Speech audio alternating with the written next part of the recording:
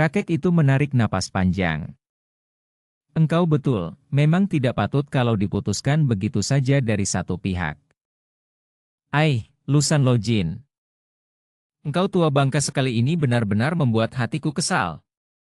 Baru-baru ini aku telah pergi ke sana dan dia bersama putranya itu, juga bersama seorang putrinya, menurut penuturan penduduk di sekitar Lusan, telah pergi entah kemana. Betapa kesal hatiku. Harap Lo Cianpue menenangkan pikiran. Mungkin mereka sedang mencari Lo Cianpue. Kalau sudah jodoh, tentu kelak akan dipertemukan. Kembali kakek itu mengangguk-angguk. Memang dia tertarik dan terkejut sekali setelah mendengar bahwa pemuda yang tadinya akan dibunuhnya itu ternyata adalah Sintong, yang dahulu dibawa oleh Pangeran Han Tiong tokoh Pulau Es. Bukan hanya untuk mencoba menarik pemuda itu menjadi mantunya, akan tetapi juga untuk keperluan lain yang amat penting. Dia masih ragu-ragu untuk membicarakan urusan ini, maka dia menanti kesempatan baik dan hendak menjajaki lebih dulu, di pihak manakah pemuda ini berdiri. Sementara itu, Siang Koan Hui merasa malu sekali.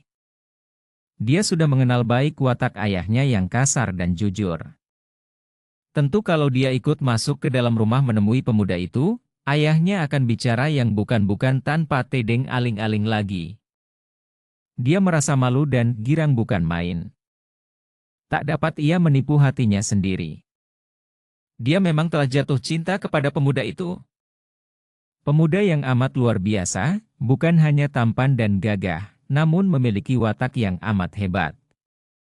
Belum pernah dia bertemu dengan pemuda segagah itu, begitu halus, begitu budiman, begitu tabah dan mengalah, akan tetapi juga amat lihai sehingga 100 kali rangketan itu tidak membekas sama sekali di kulit tubuhnya yang putih halus dan padat membayangkan tenaga yang luar biasa. Dia sudah jatuh cinta. Dan ayahnya sudah mengetahui akan hal ini. Tentu ayahnya akan bicara terang-terangan kepada pemuda itu. Akan tetapi, bagaimana dengan tunangannya? Teringat akan ini, tiba-tiba Siang Koan Hui menjadi lemas. Dia duduk bersandar pohon dan termenung, menanggalkan sabuk sutera merah yang melibat pinggangnya. Kiranya sabuk itu hanya sabuk tambahan dan dapat dipergunakan sebagai sapu tangan, karena di pinggang itu telah terdapat sabuk lain yang berwarna kuning. Sambil menggigit-gigit ujung sabuk sutera merah, Siang Koan Hui termenung, mukanya sebentar pucat sebentar merah, tanda bahwa hatinya kacau tidak karuan oleh jalan pikirannya. Dara ini sama sekali tidak tahu bahwa sejak tadi ada bayangan yang mengikutinya, bayangan seorang gadis lain yang memandangnya dengan sinar mata berapi-api penuh kemarahan. Gadis ini bukan lain adalah Han Swat Hong. Tadinya Swat Hong mengintai dan hampir saja dia melompat keluar untuk menolong suhengnya. Akan tetapi kemunculan Siang Koan Hui yang melarang ayahnya menggunakan tanduk rusa memukul Sin Leong, membuat dia membatalkan niatnya menolong Sin Leong. Apalagi melihat betapa usaha pertolongan Dara cantik putri kakek berangasan itu berhasil.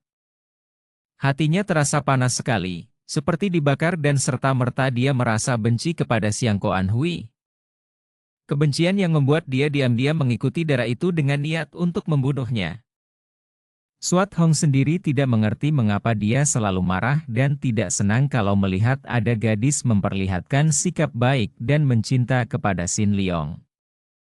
Dia sendiri tidak tahu bahwa hatinya diamuk cemburu. Melihat Siang Koan Hui yang dibayanginya itu duduk seorang diri di tempat sunyi itu, menggigit ujung sabuk merah dengan wajah sebentar pucat sebentar merah, melamun dan kadang-kadang tersenyum manis, Swat Hong merasa perutnya seperti dibakar.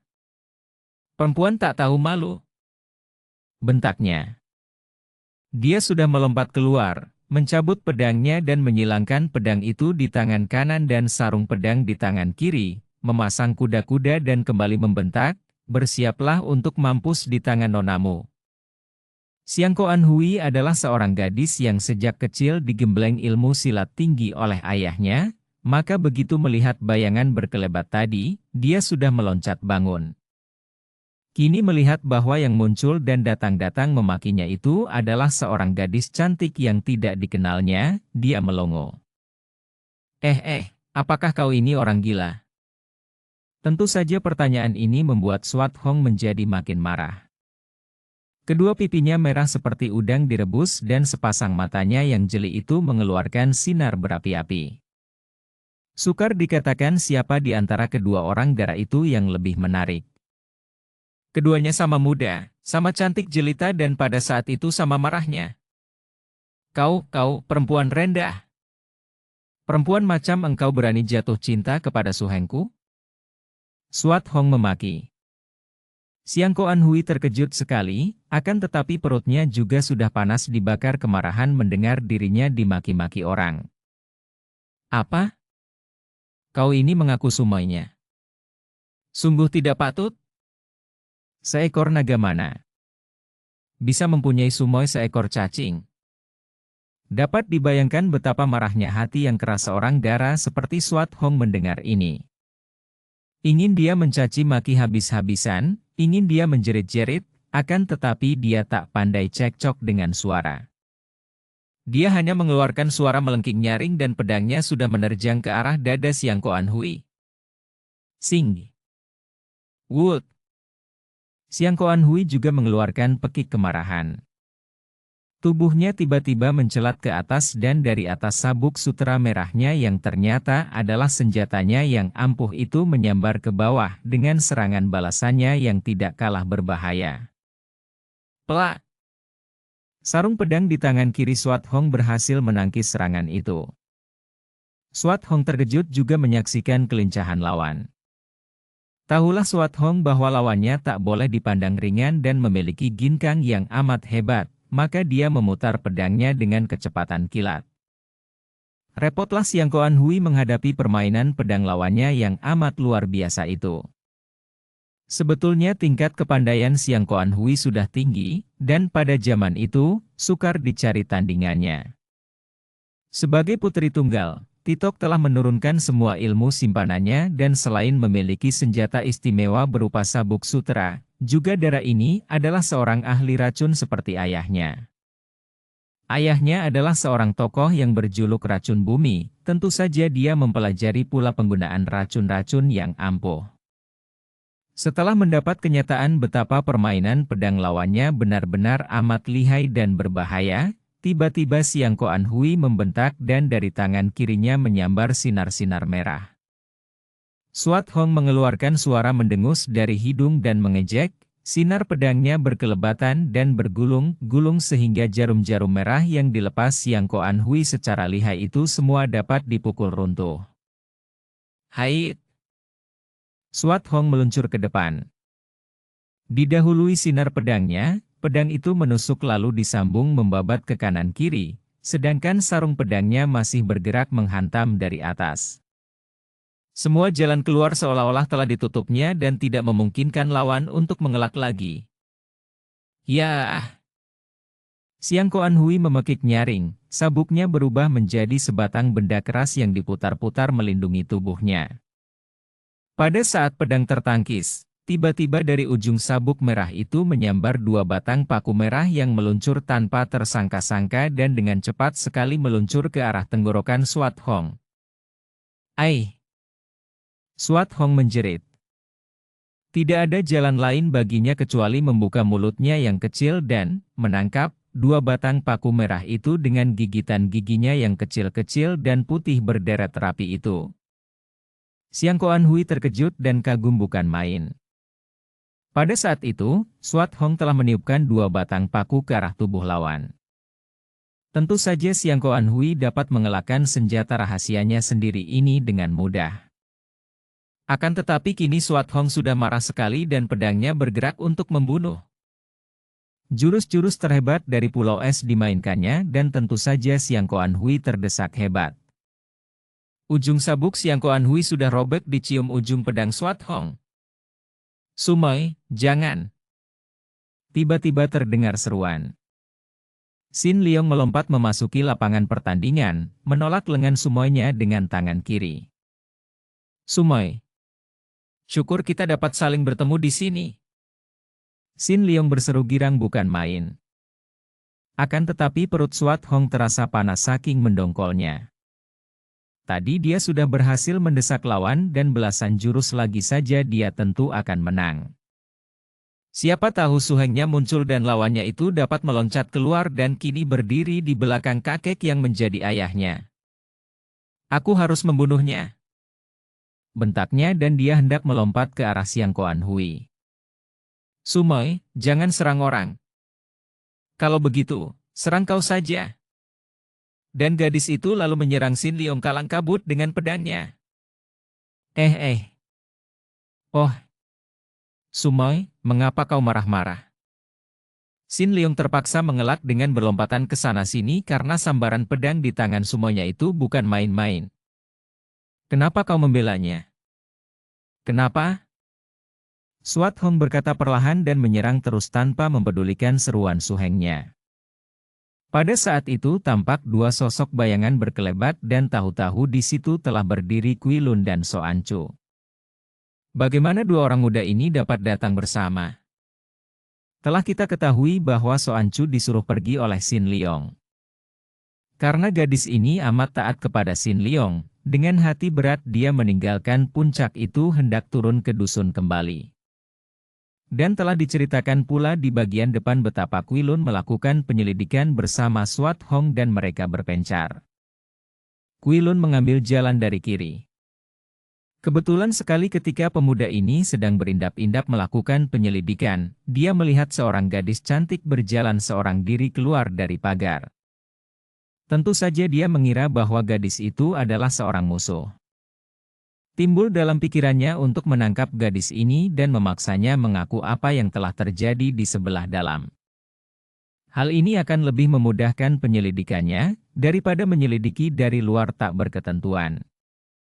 Dengan pikiran ini, Kui Lun tiba-tiba meloncat keluar dari tempat sembunyinya dan langsung dia menubruk dan memeluk So An Chu. Dapat dibayangkan betapa marahnya darah ini. Ketika tiba-tiba ada seorang laki-laki keluar dari semak dan dengan gerakan secepat kilat menyergap dan memeluknya, tentu saja dia mengira bahwa ini tentulah anak buah Titok yang hendak menangkapnya atau hendak berkurang ajar. Setan keparat jahanam terkutuk. Bentaknya dan dia mengerahkan tenaganya, meronta dan menggerakkan kaki tangannya, menyepak dan menampar. Plak plak plak. Wah, galak benar. Kui Lun kewalahan dan terpaksa melepaskan rangkulannya karena tulang kering kakinya kena ditendang, pipinya dicakar dan dagunya ditampar. Kini mereka berhadapan dan saling pandang. Keduanya kelihatan tertegun karena sama-sama tidak menyangka. Kui Lun sama sekali tidak menyangka bahwa yang ditangkapnya tadi, dipeluknya karena disangkanya seorang pelayan wanita, kiranya adalah seorang dara remaja yang cantik jelita. Sedangkan So An Chu yang terkejut melihat seorang pemuda yang begitu tampan gagah perkasa. Sejenak keduanya saling pandang. Sesaat kemudian timbul kegalakan So An Chu yang menjadi marah. Dia memang sudah mendongkol disuruh pergi oleh Sin Liong. Hatinya gelisah memikirkan Sin Liong, biarpun dia yakin pemuda itu akan mampu menjaga dirinya. Kini ada orang yang betapa gagahnya pun, namun telah berlaku kurang ajar. Setan alas. Siapa kau? Untuk kaki tangan Titok, ya? Hendak menangkap aku?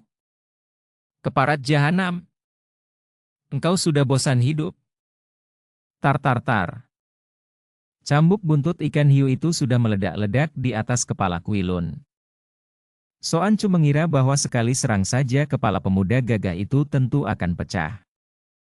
Seberapa hebat sih kepandaian anak buah Titok? Akan tetapi betapa herannya ketika dia melihat pemuda tinggi besar itu dapat mengelak dengan amat cepatnya, bahkan telapak tangan pemuda itu berhasil menepuk lengannya yang memegang cambuk. Pelak! Pemuda itu terheran. Tamparannya tidak membuat cambuk itu terlepas. Nanti dulu, jangan menyerang begitu. Aku bukan anak buah Titok atau racun manapun juga.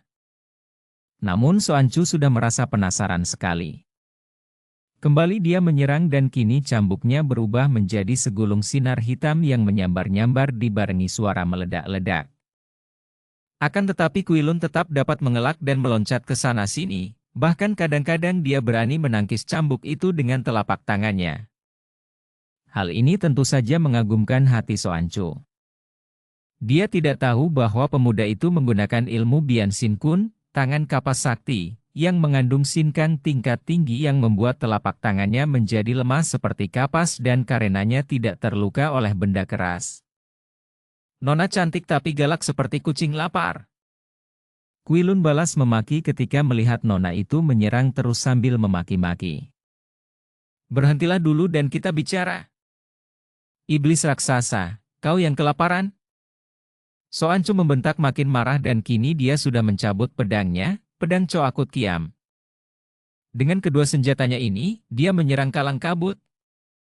Wah, runyam. Perempuan galak dan ganas.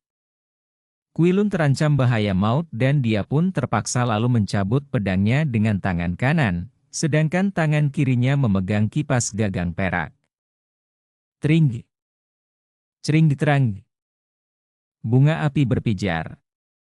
Keduanya terdorong ke belakang oleh pertemuan senjata yang hebat itu tadi. Kipas bertemu dengan cambuk dan pedang bertemu dengan pedang. Masing-masing menjadi terkejut dan terheran. Tenaga sinkang mereka seimbang. Bagus. Mari kita bertanding sampai selaksa jurus. Soancu sudah menerjang lagi. Terang. Terang. Kembali Quilun menangkis sekuatnya dan mereka terdorong mundur. Sombongnya. Manusia mana kuat bertanding sampai selaksa jurus? Makan waktu berapa bulan? Tunggu dulu, mengapa kau marah-marah kepadaku seperti orang kebakaran jenggot? Ngaco. Jenggotmu yang kebakaran? Oh.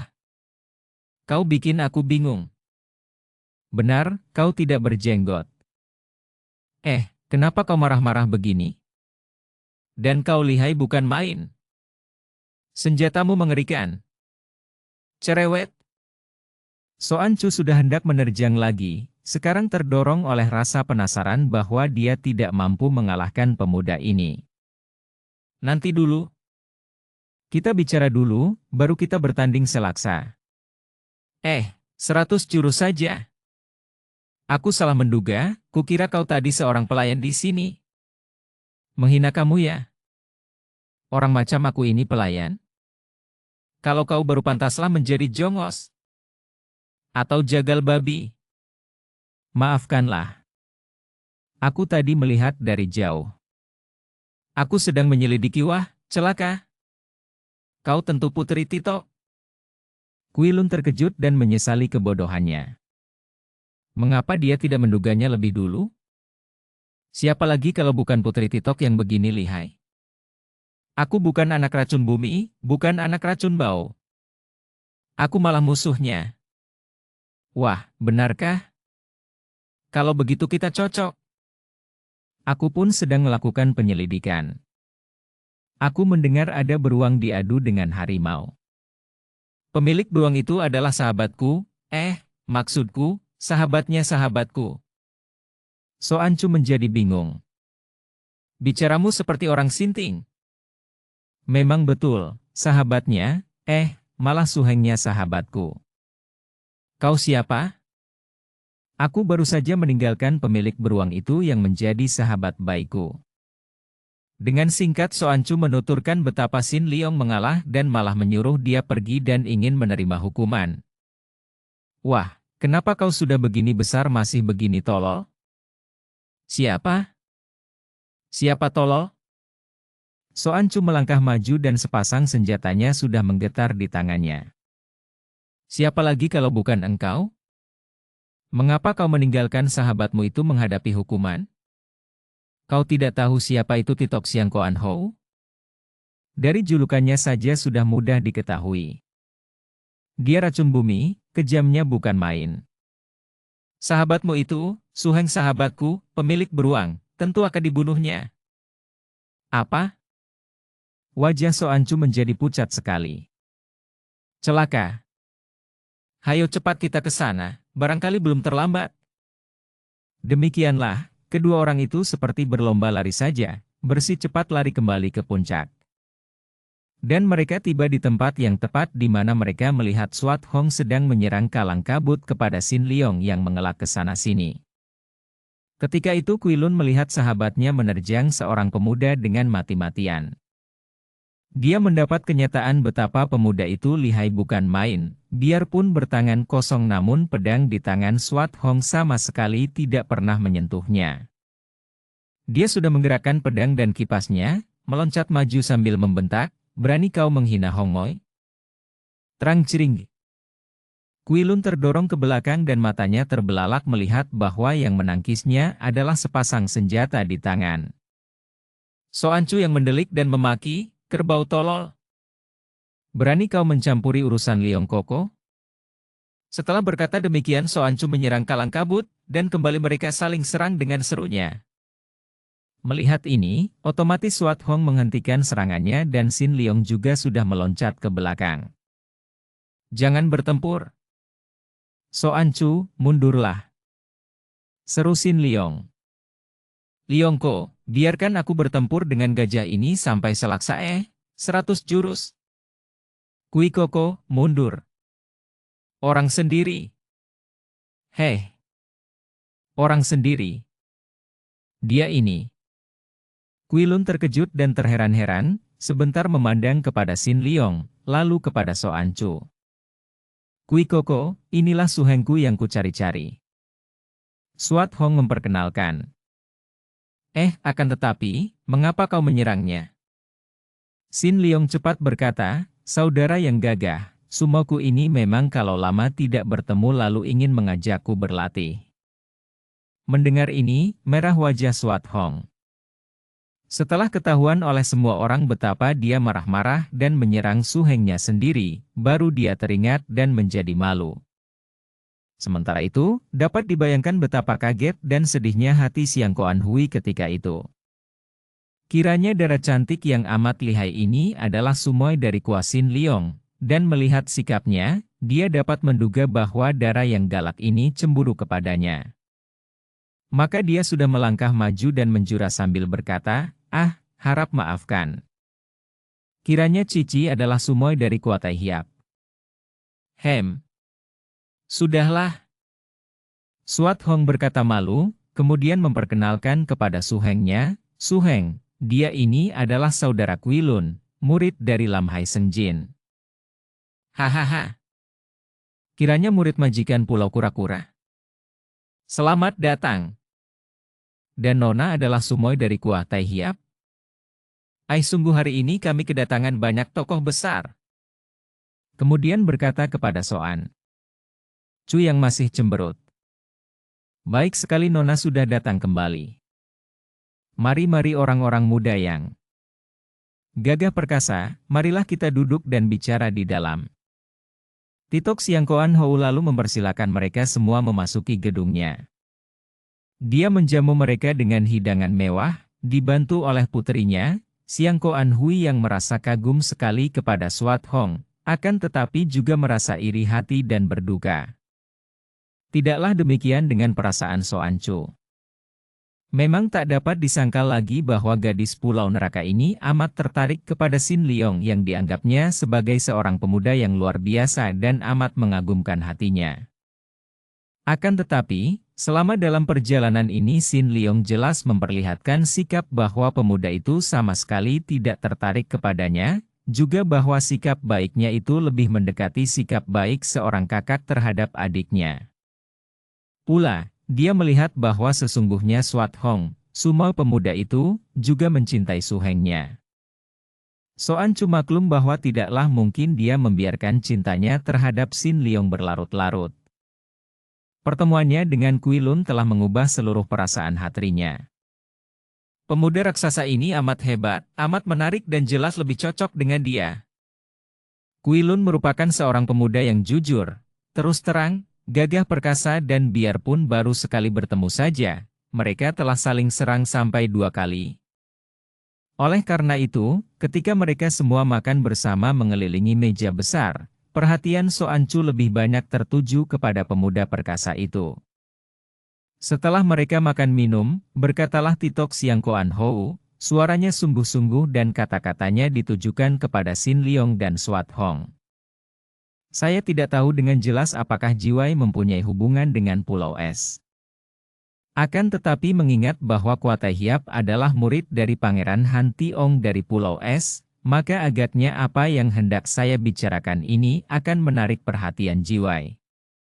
Dan sesungguhnya saya, atas nama para orang gagah di dunia Kang Ou, saya amat mengharapkan bantuan Sintong.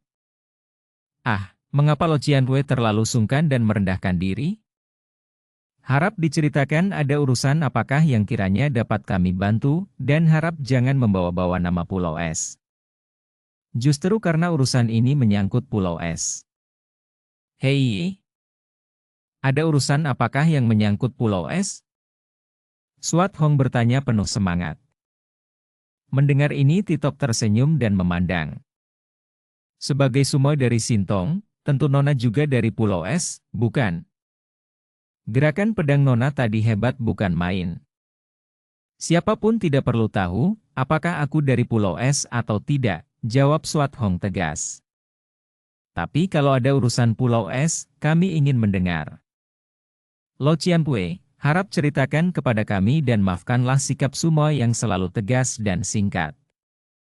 Perlu saya beritahukan bahwa memang amatlah penting artinya bagi kami kalau ada urusan yang menyangkut Pulau Es.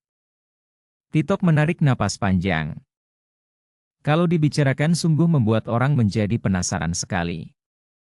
Ji Wei, Anda berdua, tentu telah mendengar nama besar Butong Pai, bukan? Nah, semua orang gagah dari dunia Kang Ou bersepakat untuk menentang Butong Pai mati-matian. Hai. Mengapakah? Maaf kalau aku mencampuri, akan tetapi sungguh hatiku penasaran sekali mendengar Butong Pai dimusuhi orang Kang Ou. Bukankah anak murid Butong Pai adalah orang-orang gagah yang dihormati oleh dunia Kang Ou? Mengapa sekarang hendak dimusuhi? Kuilun berseru lantang, matanya terbelalak lebar karena penasaran. Hahaha, agaknya gurumu, si tua bangka Lam Hai Senjin masih belum mendengar berita ini. Dia selalu bertapa di pulaunya sehingga engkau pun belum tahu, orang muda yang gagah, Butong Pai telah beberapa bulan ini dikuasai oleh seorang ketua baru. Soal pengangkatan ketua baru Butong Pai, kurasa adalah urusan dalam Butong Pai sendiri. Kata pula Kuilun. Memang demikian kalau ketua baru itu orang dalam Butong Pai pula. Akan tetapi ketua baru itu mengaku dirinya sebagai Ratu Pulau Es dan telah melakukan perbuatan sewenang-wenang, melanggar peraturan Kang Ou, mengalahkan banyak tokoh Kang Ou dan kabarnya bahkan bersekutu dengan pemberontak. Ih! Swat Hong berseru. Kiranya dia di sana. Ketika Swat Hong berseru tadi, Sin Leong juga ikut berseru kaget. Mendengar seruan dua orang muda sakti dari Pulau Es itu, Titok cepat memandang penuh selidik. Jiwai mengenal wanita itu? Sin Leong mengangguk tenang. Agaknya begitulah. Dan sekarang juga kami berdua minta diri karena kami harus segera berangkat ke Butong Pai. Tapi biarlah kami membantumu, dan kalau perlu kita memberitahukan teman-teman di dunia Kang Ou agar. Tidak usah, Lo Cianpue. Ini adalah urusan antara kami sendiri.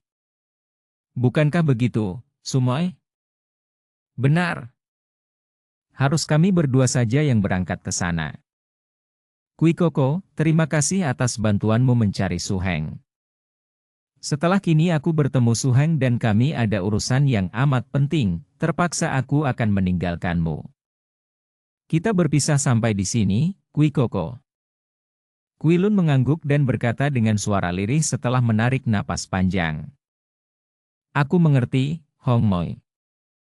Soan Chu, aku harap engkau suka menanti dulu di sini dan harap Siang Koan Loeng Hiong melimpahkan kebaikan hati dengan menerima Soan Chu di sini untuk beberapa hari sampai saya selesai berurusan dengan Butong Pai. Tentu saja. Dengan senang hati.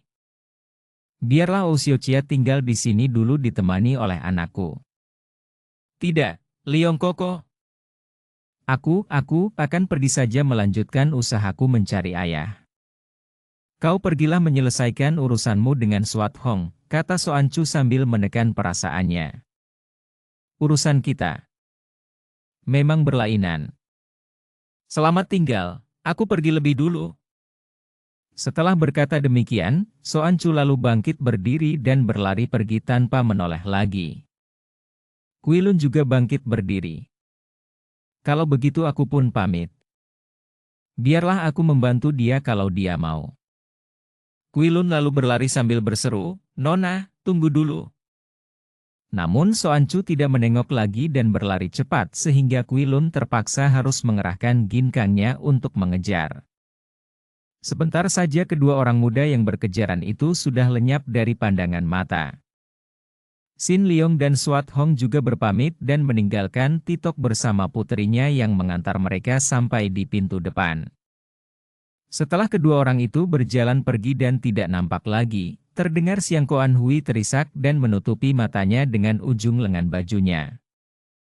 Siang Koan Hou menghela napas dan merangkulnya. Darah itu makin berduka, menangis sesenggukan di dada ayahnya. Titok menepuk-nepuk pundak puterinya dan berkata, tidak patut anak Titok begini lemah hatinya. Aku tahu bahwa kau jatuh cinta kepadanya, Huiji. Memang dia seorang pemuda luar biasa. Akan tetapi, aku melihat sesuatu yang aneh pada diri Sintong itu. Aku akan merasa heran kalau sampai mendengar dia itu menikah. Dia tidak seperti manusia biasa. Dia dari Pulau Es, demikian pula semuanya. Mereka itu berbeda dengan kita. Selain itu, engkau adalah tunangan putra Lusan Lojin Bu Sikang. Engkau sejak kecil telah dijodohkan dengan Bu Sui Liang. Biarlah aku akan mencari mereka lagi. Siang Koan Hui tidak menjawab dan dia menurut saja ketika diajak masuk ke rumah oleh ayahnya yang amat menyayanginya.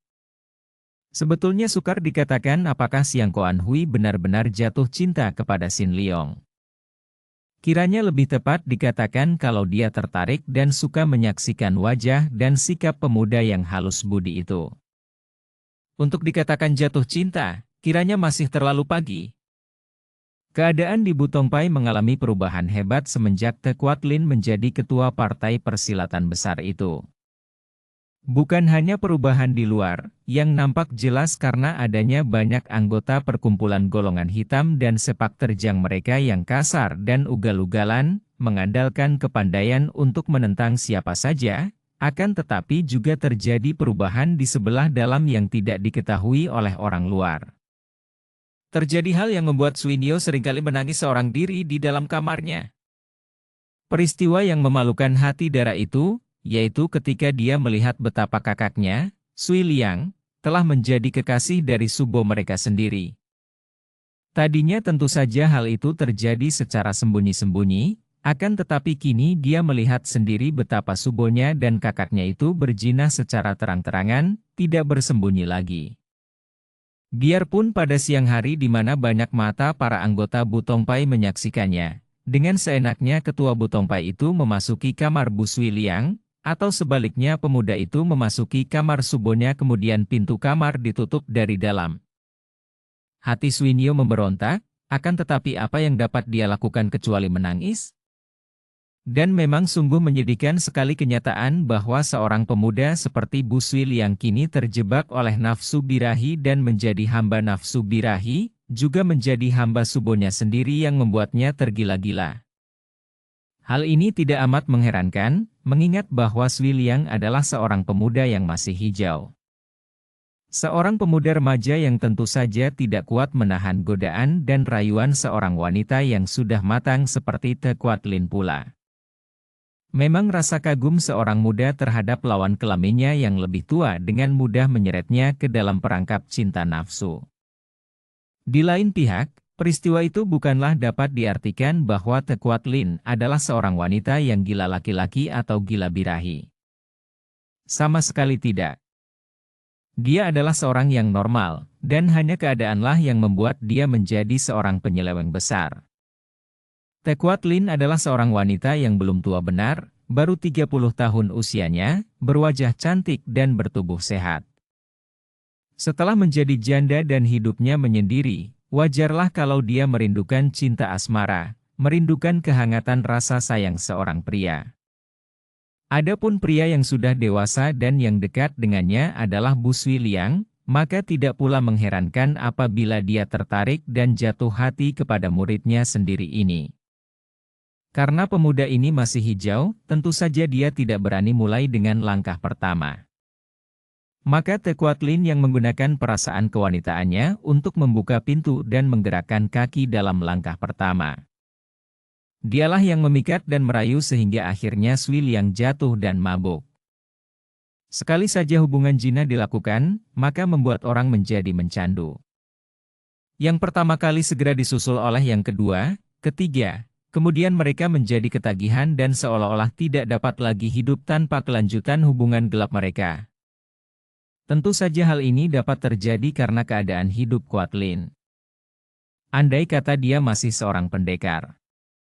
Wanita seperti belasan tahun yang lalu, tentu perbuatan ini sampai mati pun takkan dia lakukan. Akan tetapi kini keadaannya lain. Dia menjadi seorang wanita yang berhati keras oleh sakit hati, kemudian menjadi tak peduli oleh keadaannya sebagai seorang ketua paksaan dari Bu Tongpai, seorang yang bercita-cita untuk mencarikan kedudukan setingginya bagi puteranya. Kedudukannya memberi dia perasaan lebih dan berkuasa, maka timbul sifat untuk bertindak sewenang-wenang tanpa mempedulikan orang lain lagi. Akan tetapi, selain hubungan gelap dengan muridnya yang tersayang ini, Kuat Lin juga mulai dengan langkah-langkah ke arah tercapainya cita-citanya. Dia mulai memperkuat Bu Tongpai dengan mengadakan hubungan dengan para pembesar di kota raja melalui anggota-anggota barunya, yaitu para pembesar yang mempunyai cita-cita yang sama, para pembesar calon pemberontak. Kedudukan Bu Tongpai makin kuat setelah terjadi peristiwa hebat pada beberapa hari yang lalu. Pada beberapa hari yang lalu, pagi-pagi sekali, anak buah Bu Tongpai gempar dengan munculnya dua orang laki-laki di pintu gerbang Bu Tongpai. Tidak ada seorang pun anak buah Bu Tongpai yang berani sembarangan turun tangan ketika mendengar dan mengenal bahwa dua orang ini adalah tokoh-tokoh besar dalam dunia persilatan. Ketika seorang di antara mereka, yang usianya sudah 60 tahun lebih, kumis dan jenggotnya sudah putih, mengatakan bahwa mereka minta berjumpa dengan ketua Bu Tongpai yang baru, para anak murid Bu Tongpai cepat memberi kabar kepada Te Kuat Lin yang pada saat itu masih enak-enak pulas dalam pelukan muridnya, sekaligus juga kekasihnya, Bu Sui Liang. Terkejutlah dia ketika pintu kamarnya diketuk dan mendengar laporan seorang murid bahwa di luar pintu gerbang terdapat dua orang tamu, ayah dan anak Shi Choa dari dusun Koanteng di kaki pegunungan Butongsan yang minta bertemu dengan sang ketua. Suruh mereka menanti di luar. Aku segera datang, kata Kuat Lin dengan marah. Tak lama kemudian, Kuat Lin yang ditemani oleh Sui Liang dan Sui Nio, juga ikut pulahan Bu Ong yang usianya hampir 11 tahun, keluar dari pintu gerbang menemui dua orang itu. Senyum mengejek menghias bibir ketua Bu Tongpai yang cantik itu. Semenjak dia merampas kedudukan ketua dengan paksa, sudah 5 kali dia didatangi tokoh-tokoh Kang Ou yang agaknya datang karena permintaan para tosu Bu Tongpai yang mengundurkan diri. Para tokoh ini merasa penasaran dan membela para tokoh Bu Tongpai. Dengan mudahnya semua tokoh yang datang berturut-turut itu dirobohkan oleh Kuat Lin. Ada yang tewas seketika, ada yang terpaksa pergi membawa luka-luka berat. Dan kini, ayah dan anak yang datang itu merupakan tokoh-tokoh yang datang ke-6 kalinya. Sui Liang dan Sui Nio yang menggandeng tangan Bu Ong segera minggir dan membiarkan Subo mereka seorang diri menghadapi dua orang tamu itu. Dengan pakaian yang mewah dan indah, dandanan seperti putri kerajaan, Te Kuat Lin tampak sebagai seorang wanita bangsawan agung yang memiliki wibawa. Dengan sikap angkuh dia melangkah maju menghadapi dua orang itu sambil tersenyum. Kedua orang itu berpakaian sederhana, namun dari sikap mereka yang tenang jelas tampak kegagahan mereka sebagai pendekar-pendekar penentang kejahatan. Kakek itu biarpun sudah tua, namun masih kelihatan sehat dan kuat. Jenggot dan kumisnya yang putih menambah keangkeran wajahnya. Di pinggangnya tergantung sebatang pedang dan dia memandang ketua Butong Pai dengan sinar mata penuh selidik. Orang kedua masih muda, paling banyak 30 tahun usianya, bertubuh tegap dan berwajah tampan gagah. Ada kemiripan pada wajah kakek dan laki-laki ini karena memang mereka itu adalah ayah dan anak yang terkenal sekali namanya sebagai pendekar-pendekar dari Dusun Koanteng yang menjadi sahabat baik dari para Tosu Butong Pai.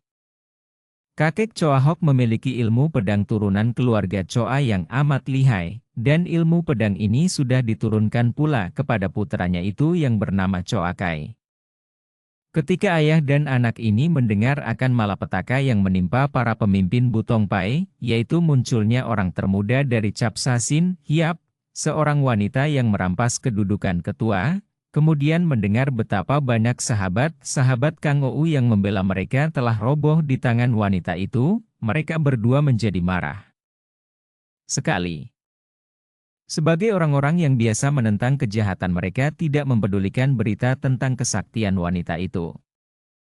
Berangkatlah mereka meninggalkan rumah, berbekal pedang, semangat dan kebenaran, naik ke Butong San menjumpai ketua Butong Pai itu. Tekuat Lin bukan seorang bodoh. Setiap kali ada tokoh naik ke Butong San dan hendak menantangnya, dia selalu membujuk mereka untuk berdamai dan bekerja sama. Selama cita-citanya belum tercapai, dia membutuhkan bantuan sebanyak mungkin orang pandai. Maka setiap kali ada orang gagah datang dengan maksud menantangnya dan membela para bekas pimpinan Butong Pai, dia selalu menyambut mereka dengan bujukan manis.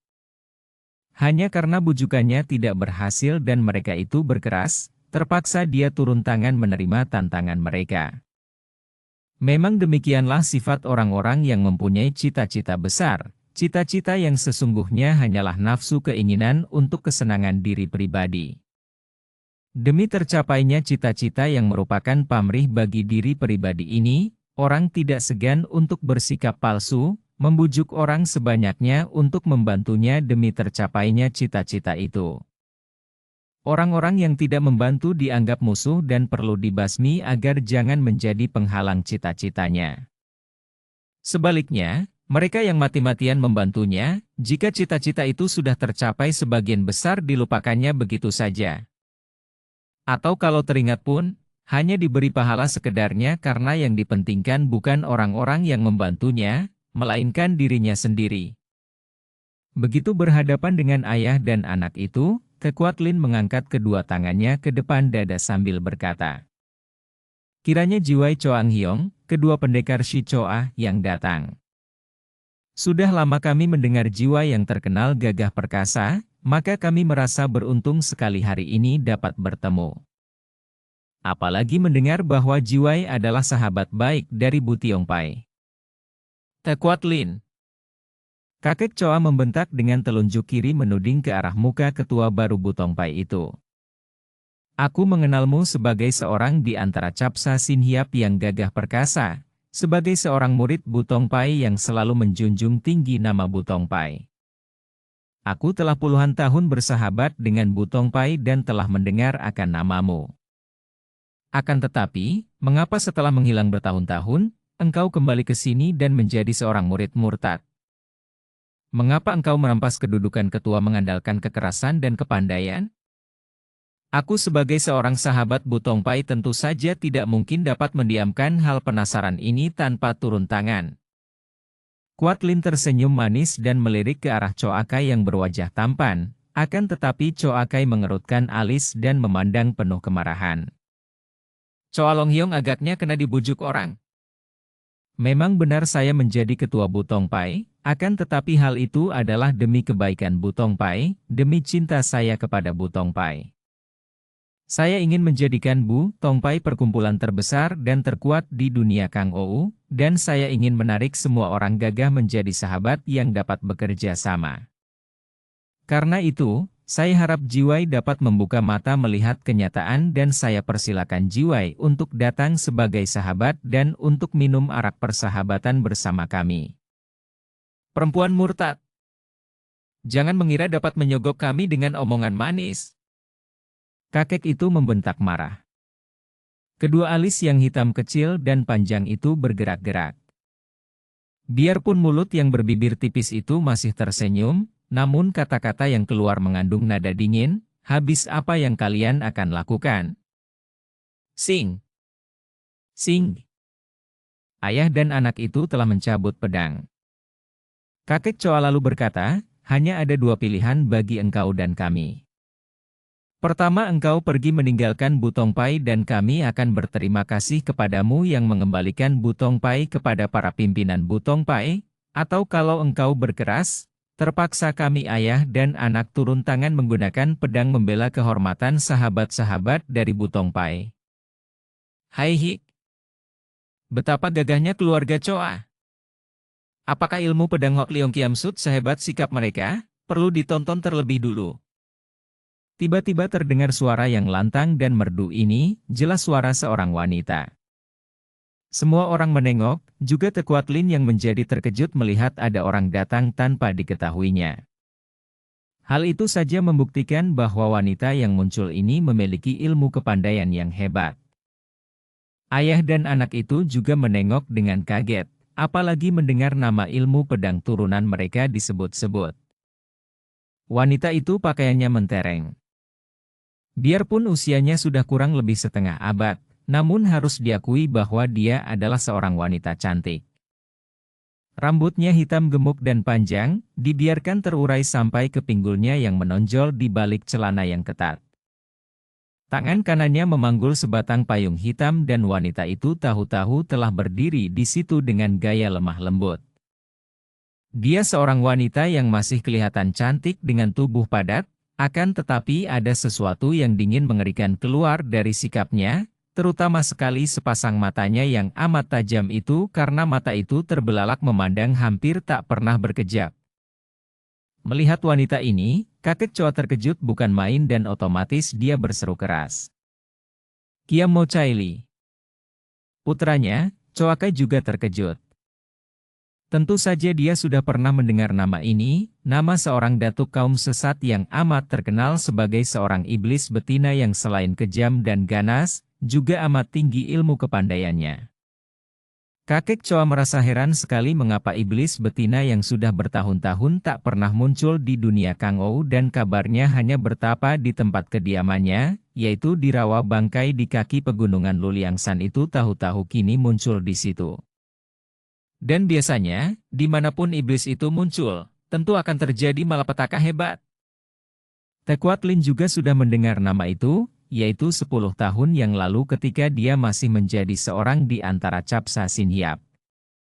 Ketika itu, nama Kiam Mo Chai Li, wanita cerdik berpedang payung, sudah amat terkenal. Akan tetapi dia belum pernah bertemu dengan iblis betina itu dan sekarang dia melirik ke arah wanita itu dengan senyum mengejek. Dengan kepandaiannya seperti sekarang ini, dia tidak perlu takut menghadapi iblis yang manapun juga. Kiam Mo Chai Li, apakah kedatanganmu tanpa diundang ini pun hendak menantang aku sebagai ketua Bu Tong Pai? Kalau memang demikian, jangan kepalang tanggung, majulah kau bersama kedua orang Shi Choa ini agar lebih cepat aku menghadapi kalian. Ucapan yang keluar dengan tenangnya dari mulut ketua Bu Tong Pai itu mengejutkan hati kedua orang ayah dan anak Shi Choa itu. Berani bukan main wanita ini menantang Kiam Mo Chai Li seperti itu? Menyuruh datuk kaum sesat itu untuk mengeroyok. Akan tetapi Kiam Mo Chai Li tertawa lebar sehingga tampaklah deretan giginya yang putih dan rapi. Hai hai, Hik, hebat sekali mulut ketua baru Bu Tong Pai. Pantas kau disebut-sebut di dunia Kangou, kiranya memang memiliki keberanian yang hebat. Hanya karena mendengar engkau adalah Ratu Pulau Es, maka aku terpaksa meninggalkan tempatku yang aman dan tenteram. Kalau tidak karena nama ini, biar siapapun yang akan menduduki Bu Tong Pai, aku peduli apa? Sekarang hendak kulihat bagaimana kau menghadapi pewaris-pewaris ilmu pedang Hok Leong Kiam Sut yang terkenal ini. Kalau kau memang berharga untuk melawanku, barulah kita nanti bicara lagi. Tekuat Lin tersenyum mengejek dan mendenguskan suara dari hidung. Kau merasa terlalu tinggi untuk mengeroyok. Baiklah, kalau begitu tunggu saja sampai aku membereskan dua orang ini. Di sini tidak ada bangku, duduklah di sini. Setelah berkata demikian, Quatlin menghampiri sebatang pohon. Sekali tangan kirinya bergerak menyabet dengan telapak tangan miring, terdengar suara keras dan pohon itu tumbang. Hebatnya, batang pohon itu putus seperti dibabat pedang tajam saja, rata dan halus sehingga sisanya merupakan sebuah bangku. Hai hai hik, memang hebat Sin Kang Mu. Terima kasih, aku menanti di sini, kata Kiam Mo Chai Lilioksi. Sekali meloncat, tubuhnya sudah melayang ke atas batang pohon yang merupakan bangku bermuka halus itu. Dia duduk bertumpang kaki dan menunjang dagu dengan sebelah tangan, seperti seorang yang akan menikmati suatu tontonan yang menarik. Ayah dan anak Shichoa itu saling pandang. Di dalam pandang mata yang bertemu ini mereka seperti sudah saling bicara, menyatakan bahwa mereka menghadapi lawan yang amat lihai. Akan tetapi, jiwa pendekar kedua orang ini membuat mereka sama sekali tidak merasa gentar. Mereka bukan saja membela sahabat-sahabat mereka Kui Tekto Jin dan para tokoh Butong Pai, akan tetapi juga menuntut balas atas kematian dan kekalahan para tokoh Kang Ou yang datang lebih dulu dari mereka membela Butong Pai. Selain itu mereka sudah datang sebagai dua orang penuntut kebenaran. Kalau sekarang mereka harus mundur melihat kehebatan lawan, hal ini akan membuat mereka menjadi pengecut. Bagi dua orang pendekar seperti mereka yang namanya sudah terkenal harum selama beberapa keturunan, lebih baik mati sebagai orang gagah daripada hidup menjadi pengecut hina.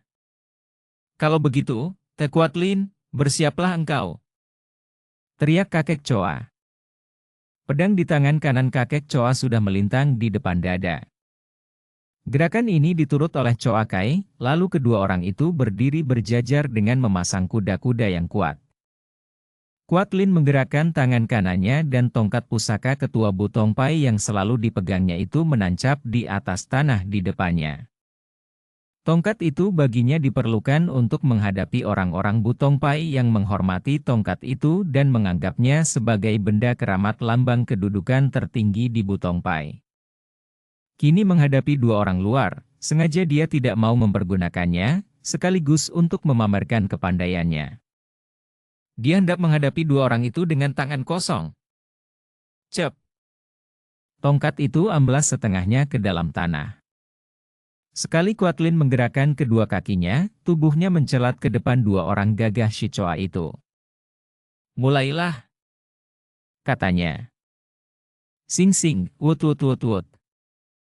Bertubi-tubi kedua pedang itu menyambar dengan kekuatan dan kecepatan dahsyat sehingga tampak sinar-sinar berkilauan dibarengi suara bersiutan ketika kedua pedang membelah udara. Diam-diam Quatlin terkejut dan harus memuji kehebatan dan keindahan gerakan ilmu pedang mereka itu. Namun, tentu saja dengan latihan yang didapatnya dari Pulau Es, gerakannya lebih cepat lagi. Dengan mudah dia dapat mengelak ke sana-sini, menghindarkan diri dari sambaran sinar kedua pedang itu dengan gerakan yang cepat dan indah. Tiba-tiba Quatlin tersenyum manis. Kini dia telah merasa yakin, bahwa betapapun indah dan lihainya ilmu pedang mereka, namun dia masih memiliki tingkat yang jauh lebih tinggi dalam hal sinkang. Bagaikan seekor kucing mempermainkan dua ekor tikus, dia sengaja selalu mengelak ke sana kemari memamerkan kegesitan tubuhnya, bukan hanya kepada dua orang itu melainkan terutama sekali kepada wanita yang dianggapnya merupakan calon lawan yang lebih lihai, yaitu Kiam Mo Chai Li yang menonton pertandingan itu. Mendadak Quatlin mengeluarkan seruan tertahan. Ketika matanya melirik, segera dia maklum bahwa ada dua orang bekas anak buah Butong Pai yang mendekati tongkat pusaka itu dan berusaha mencabut tongkat pusaka dari dalam tanah. Peristiwa itu terjadi cepat sekali, tetapi Quatlin yang cerdik lebih cepat lagi mengambil kesimpulan bahwa dua orang itu tentulah pengkhianat-pengkhianat yang berpura-pura takluk kepadanya, namun diam-diam mencari kesempatan untuk mencuri tongkat pusaka, tentu dengan maksud mengembalikan tongkat itu kepada Kui Tekto Jin. Pada saat itu, dua pedang ayah dan anak itu menusuk dari depan dan belakang dengan cepatnya. Gerakan Quatlin tentu saja agak terlambat karena perhatian yang terpecah tadi. Maka dia cepat menggulingkan tubuhnya, mengelak dari tusukan pedang di depan, sedangkan tusukan pedang dari belakang yang masih mengancamnya ditangkisnya dengan lengan kiri yang dilindungi gelang-gelang emas. Ceringgi. Choakai terkejut bukan main ketika lengan yang memegang pedang itu tergetar hebat dan hampir saja pedangnya terlepas dari pegangan ketika bertemu dengan gelang di pergelangan tangan kiri ketua Bu Tongpai itu. Ketika dia dan ayahnya memandang, ternyata wanita itu telah lenyap dan tahu-tahu terdengar jerit-jerit mengerikan dari kiri. Ketika mereka memandang, ternyata wanita itu telah merobohkan dua orang laki-laki yang tadi mencoba mencuri tongkat pusaka. Dua orang laki-laki itu roboh dengan kepala pecah disambar jari-jari tangan Quatlin yang marah. Setelah membunuh kedua orang itu, sekali meloncat Quatlin sudah kembali menghadapi dua orang lawannya. Kini dialah yang menerjang, menyerang dengan kedua tangan terbuka. Cepatnya bukan main sehingga ayah dan anak itu terpaksa mundur sambil melindungi tubuhnya dengan pedang. Seru dan indah dipandang pertandingan itu. Tubuh Quatlin lenyap dan hanya kadang-kadang saja tampak, bergerak-gerak di antara gulungan dua sinar pedang.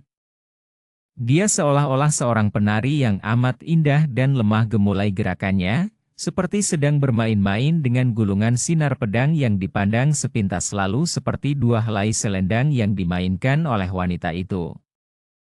Tiba-tiba kedua orang ayah dan anak itu mengeluarkan pekik yang menggetarkan bumi.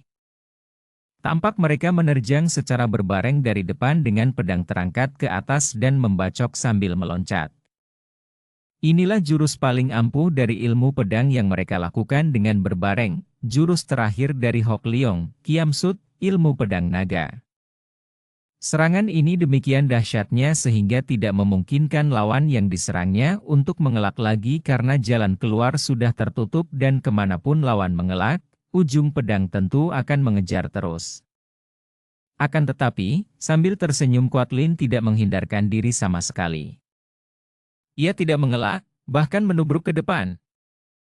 Tiba-tiba ketika tubuh Choakai yang meloncat ke atas itu sudah dekat dan pedang pemuda itu sudah menyambar ke arah kepalanya, dia menjatuhkan diri ke bawah. Dalam kedudukan berjongkok kedua tangannya menyambar ke atas dan depan dengan jari-jari terbuka. Hiat!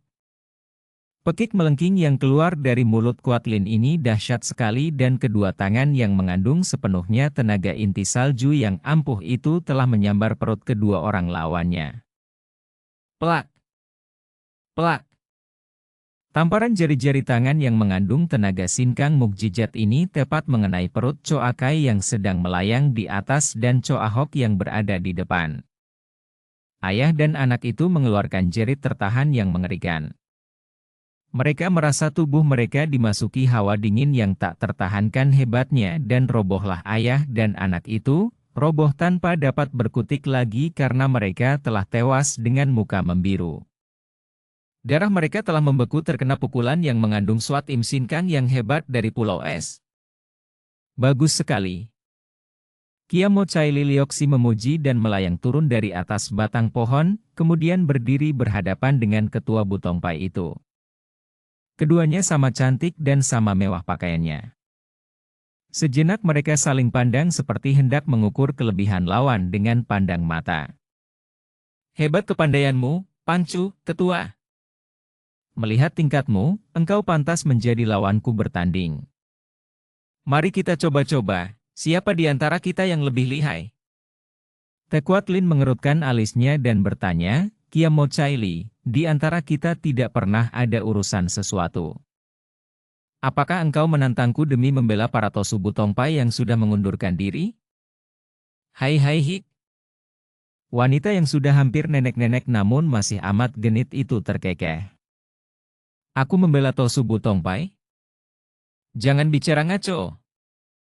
Bagi aku, siapapun yang akan menjadi ketua Butongpai, masa bodoh. Akan tetapi hatiku tertarik mendengar bahwa yang mengetuai Butongpai disebut Ratu Pulau Es. Sekarang melihat engkau benar-benar lihai, makin ingin hatiku menguji kelihayanmu dan bertanya, apakah benar engkau Ratu Pulau Es? Kuat Lin mengangguk. Benar, aku adalah bekas Ratu Pulau Es. Kiamo Caili, kalau engkau tidak membela Tosu-Tosu Butongpai, perlu apa kita bertanding? Ketahuilah, aku sedang membangun Butong.